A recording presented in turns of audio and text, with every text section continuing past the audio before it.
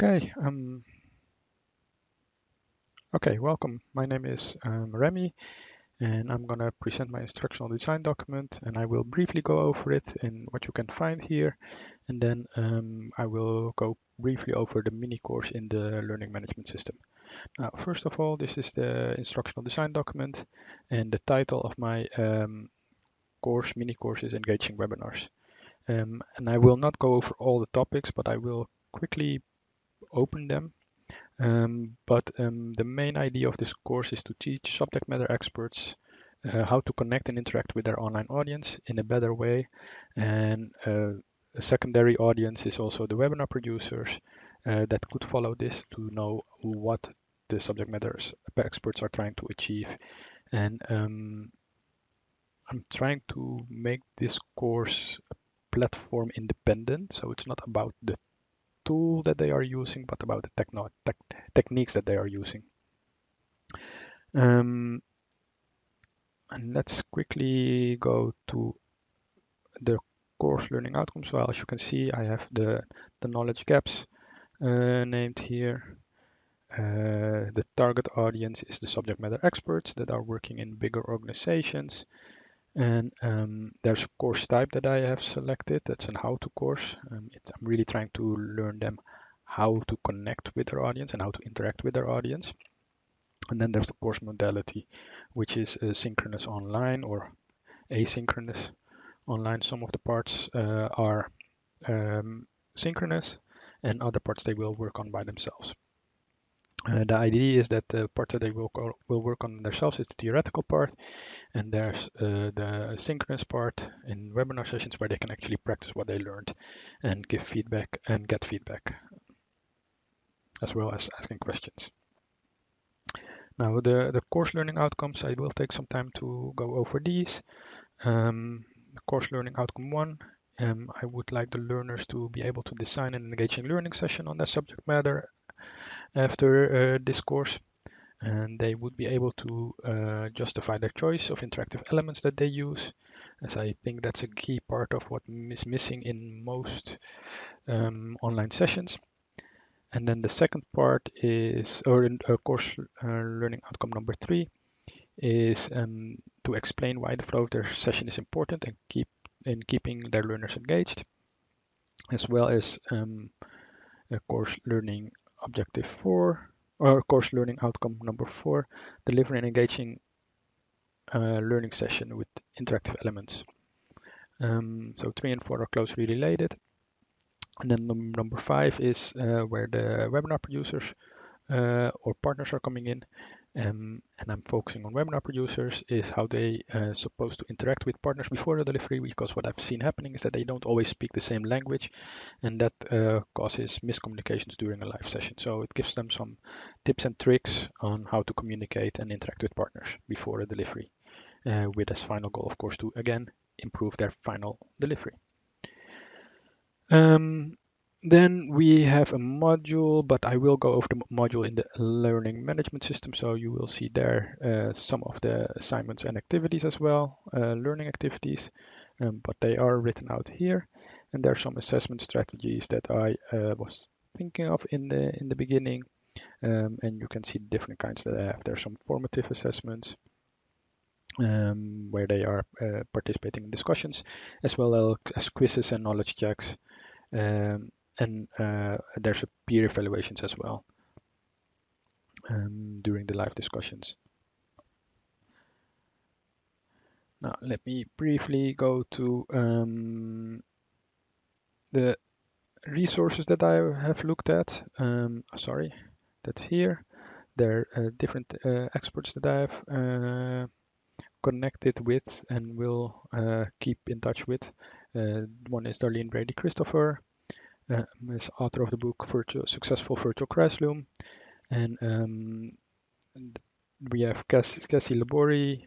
She used to work for WebEx or Cisco WebEx, and she also is an author of the book Producing Virtual Training Meetings and Webinars, and master the technology to engage participants. And I consider them both experts, and especially because their books are not focusing again on the technology, but more on to how to engage with participants in a virtual classroom. The model that I have used, or the models that I have used mainly, are Eddie and Sam. And when you go through this, you will see that also a lot has not changed for me here. In throughout the process, I think Eddie gave a very clear structure in the beginning to analyze on what to focus on and get my course learning outcomes correct. And then Sam allowed me to quickly build the mini course and stay on track while having the flexibility. And let me just close this one. Other part that I would like to also highlight are the learning theories that have influenced me.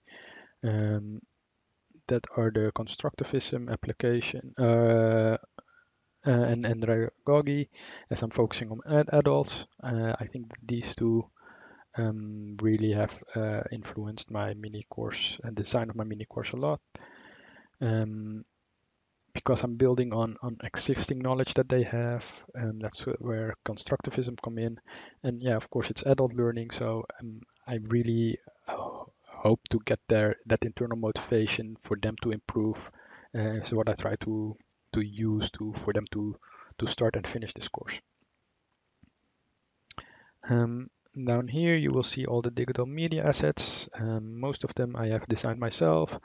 There's, I think, one in here that is that I found on the internet, but I honestly did not had a lot of time, I feel, to look for external content on this specific topic.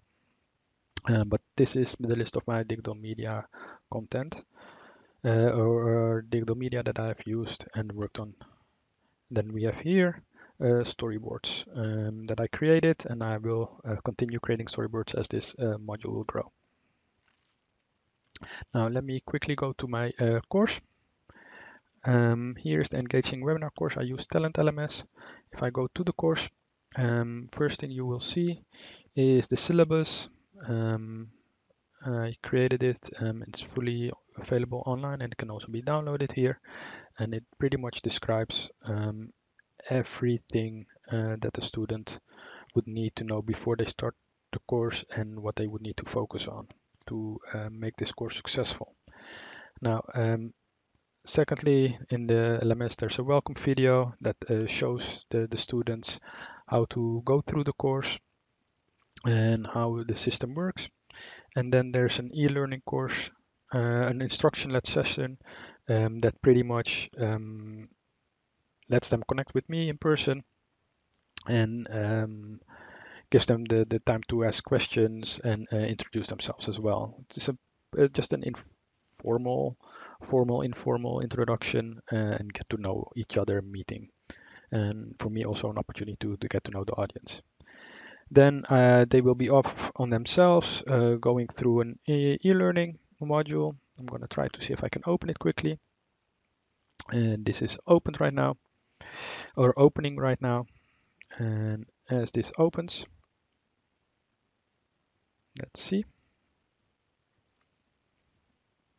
There's this module here that I created, which pretty much gives the learners the theory of the interactive elements that are in a session. And when I'm talking about interactive elements, I'm talking about chat, Q&A, polls, annotation, and whiteboards, which they can use in their session to engage participants. It will take about half an hour for them to go through this, and it has different types of media. There's audio with a transcript, of course, and then it goes through the content by using different formats to look through it. And the mini course itself also has, let's see, there's some videos that explains how certain things can be more engaging. In this case, how a poll can be more engaging. Let me not go in too much detail here.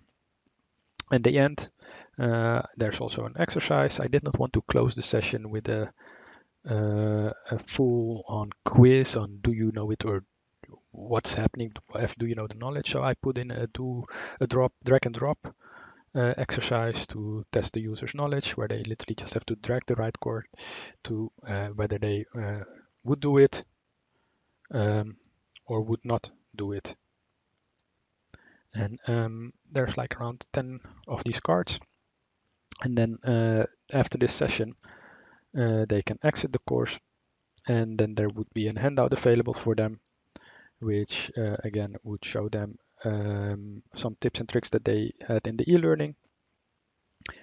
And then there's again an instructor-led session where they are going to demonstrate what they learned. So they pick a tool and they would go over, they demonstrate that tool, and then there would be this time for a discussion and reactions from peers as well as feedback from me.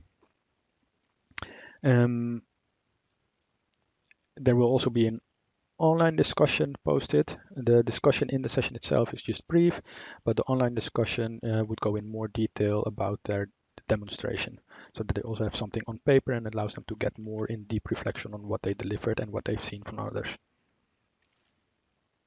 Then there's a brief video on how to meet with your webinar producer. And if sometimes they don't even know that it's good to have a webinar producer, so that will give them the ID to help them with that part.